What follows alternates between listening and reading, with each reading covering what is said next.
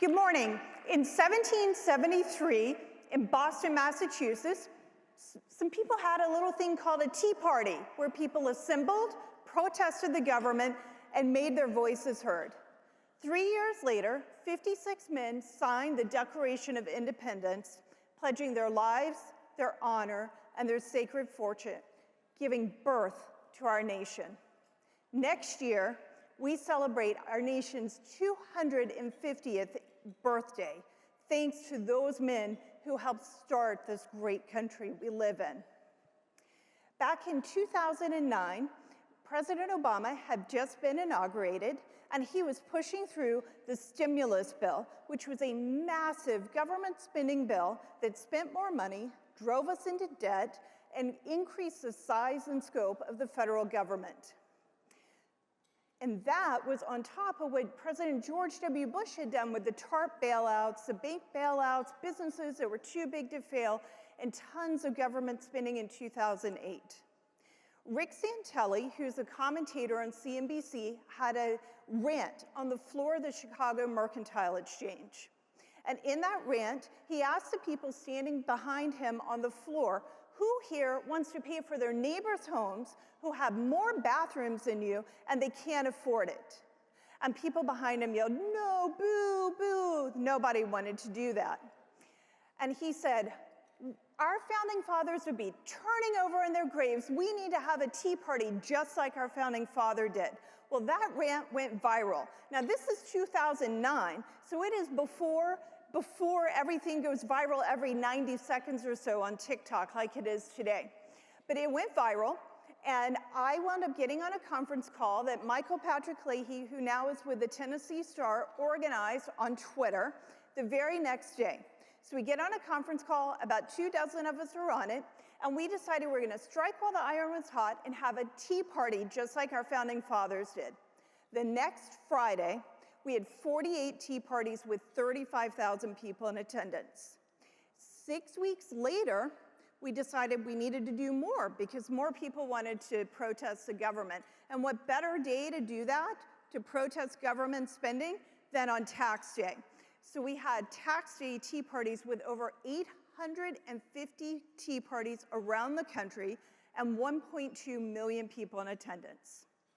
Then in September of that year, we had what was called the 9/12 March on DC.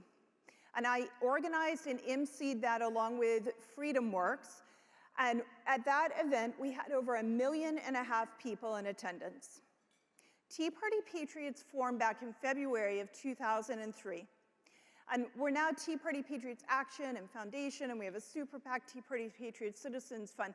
What we stood for then, and we continue to stand for, is less government spending and more constitutional government.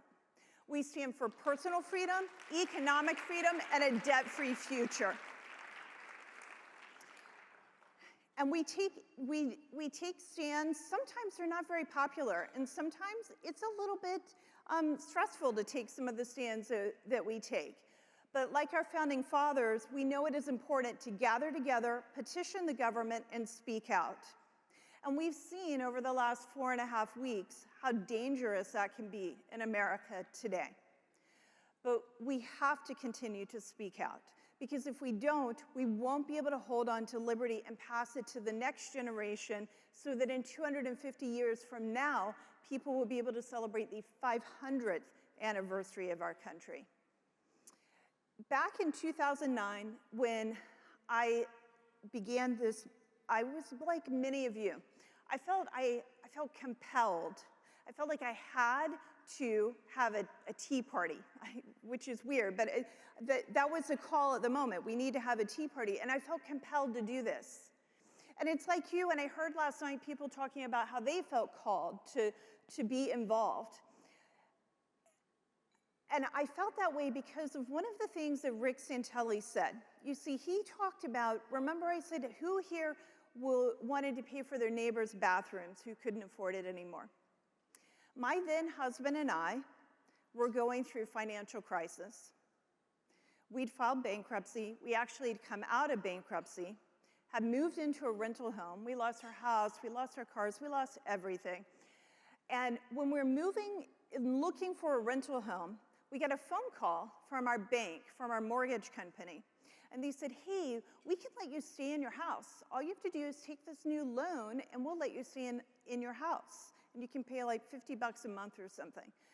And he hung up the phone and he told me about it. I'm like, who's giving us a loan? We just filed bankruptcy. No one should be giving us a loan for several years. He said, oh, it's going to be one of those Fannie Mae or Freddie Mac loans from the bailouts. And we were opposed to the bailouts. And we just were like, no, we can't take that money. It was wrong. We can't do that. It isn't up to our friends and family and neighbors and fellow Americans to pay for something we could no longer afford. And we wound up cleaning our neighbors' homes and cleaning their bathrooms so that they weren't paying for a home we could no longer afford. And so when Rick Santelli said that, I was like, I have to go have a tea party because there are companies that are too big to fail. And when you get too big and you get out of control, the government shouldn't be bailing you out. You should take responsibility for the issues at hand. I never imagined when I did that and we hung up the phone and went on and looked at that rental home and moved into the rental home, we couldn't afford the house we were in anymore. So even if we'd gotten that loan, we still couldn't afford it. Never imagined that a few weeks later I'd be doing tea parties. I'd never even been to a protest. So I'd been active in the Republican Party, but I didn't even know how to protest. Never been to a protest and had to learn how to do that. And never imagined I'd be in front of people and on the news and all over the world telling people about our story. But during that time, when things were so tough, I leaned on the Bible verse from Proverbs 3:5. Trust the Lord with all your heart. Lean not on your own understanding. In all your ways acknowledge him, and he will make straight your path. Sometimes I would pray that verse just almost like a mantra over and over and over. God, I'm trusting you. I have no idea what I'm going to do. And it was so hard, but I trusted God. I listened to his call and have helped be able to make a difference. And that is what you were doing. Like many of you, when the government shut down back in 2020, I knew it was coming, and I tried to stop it. When I couldn't stop it, I did everything I could to prevent the worst of it. I thankfully was able to talk to my sheriff, and he never arrested anyone in our county. And I lived in Georgia, so we had it very good in Georgia compared to a lot of places. And in July of 2020, I wound up speaking in a roundtable at the White House with President Trump. And there were a bunch of people from the administration and so-called experts like Dr. Bricks with her scarf, and a couple of college administrators and high school or school board members from around the country. And I was there as a mom and as a person who started Party Patriots, and I advocated for restarting our schools. And that video, the last time I checked on Dan Bongino's Facebook page, from my speech, it had over 20 million views. And a week or two after that, I brought in the doctors from around the country. Some of you may have seen them. They were in white coats standing in front of the Supreme Court talking about reopening the country and not being afraid, and hydroxychloroquine. Well, I spoke at that, organized that as well, and I was doing all that I could, trusting on God, acknowledging him, not knowing what we were going to do, but just trusting that I was doing what I needed to do to advocate for constitutionally limited government and to have the courage to speak out when it was unpopular and when it seemed a little bit scary to a lot of people in the world. And that's what all of you are doing as well. It's why you're here. It's why Moms for Liberty started.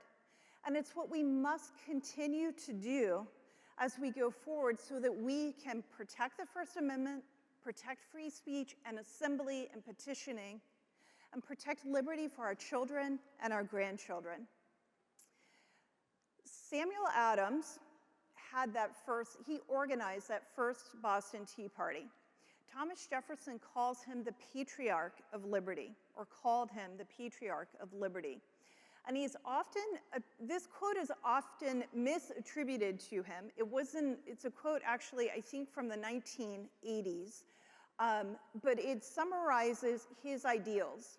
And I think it's important for you to remember this here today. It does not take a majority to prevail, but rather an irate, tireless minority keen on setting brush fires in the minds of men. And that's what you're doing. It is exactly what you were doing. And right now we do have the majority, and we've got President Trump in the White House and Republicans in control of Congress. But when you look around and you look in this room or you look in your own community, sometimes you'll feel like it's just such a small group of people who are active and taking the action that we need to take for our children, for our school boards, for our states, for our country. But it doesn't take a lot.